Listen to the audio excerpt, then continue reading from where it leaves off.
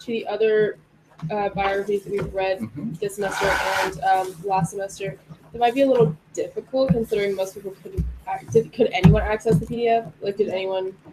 Okay, well, it might be a little difficult then if most people couldn't access it. But we can try our best. Who has read it?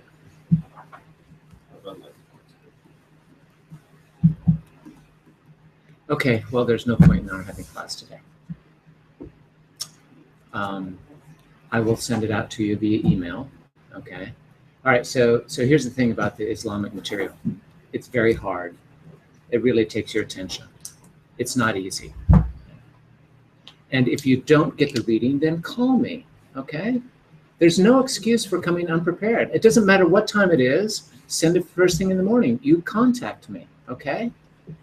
Okay. Yes. Well, we all do that. Yeah. I'm looking at everyone. Okay. I'm picking you out. Okay. All right. If you don't have the, I mean, you can, that's how it works, right? If you haven't read the material, you are not prepared for class today. Okay? You have to read the material. So we're going to have 5 excerpts from Ibn Ishaq's Life of Muhammad. Right?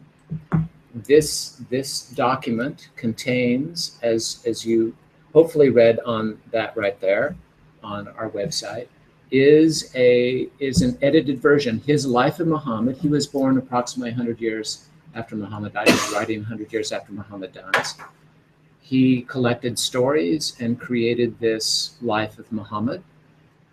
That book no longer exists. 2 of his students apparently made copies of it, one of which found its way into, these 2 copies found their way into 2 other editions of the Life of Muhammad. Right? And Jouiam, the editor of this, has taken those and has, to the best of his ability, recreated the text of Ibn Ishaq's Life of Muhammad. So this is a medieval document, right? It's a document that comes 100 years after Muhammad dies, right? So it is the closest we come to a fairly contemporary Life of Muhammad. It is, as you will see, it contains, it's annotated in version because he's trying to reconcile these different versions, and some have some stories from different versions and so on. It is an incredibly important document in terms of understanding the evolution, the origins and the evolution of Islam. Along with it are readings from some surahs, right? And surahs refer to these sections of the Quran. The Quran is a very different object. How many of you have read anything from the Quran? Okay. Explain to us how the Quran is organized. Well, I read it a long time ago. Okay. Who knows how the Quran is organized? Isabel. They're called surahs, right? How are they organized? I just read the ones that you assigned in the order that you assigned them, which was kind of, yeah. Anybody know how they're organized?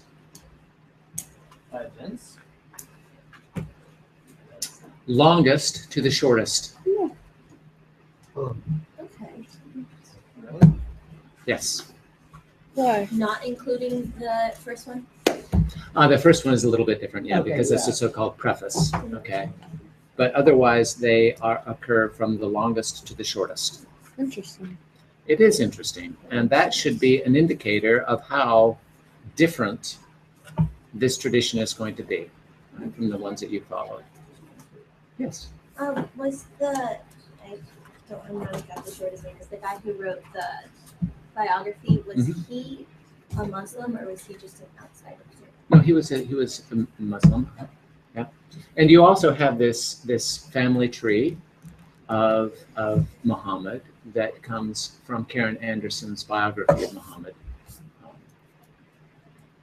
that will help you orient him in his context.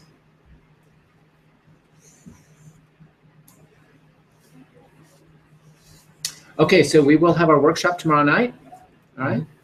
And if you want to pick up our discussion of this first part of the Life of Muhammad, happy to do that then. All right. Sounds like a good idea. What's that? That sounds like a good idea. Yeah. I really do want to discuss this. I'm excited about it. I would hope you want to, because this is a terribly important text. It's a terribly important issue that we need to examine and understand, particularly in the context of the other things we're going. All right, so gang, all right, time for pep talk. Are you ready for a pep talk? Close the door. Right. Amelia, Use a close pep the door. Can you broadcast on? Oh, no, you turn it off. Okay. We're done.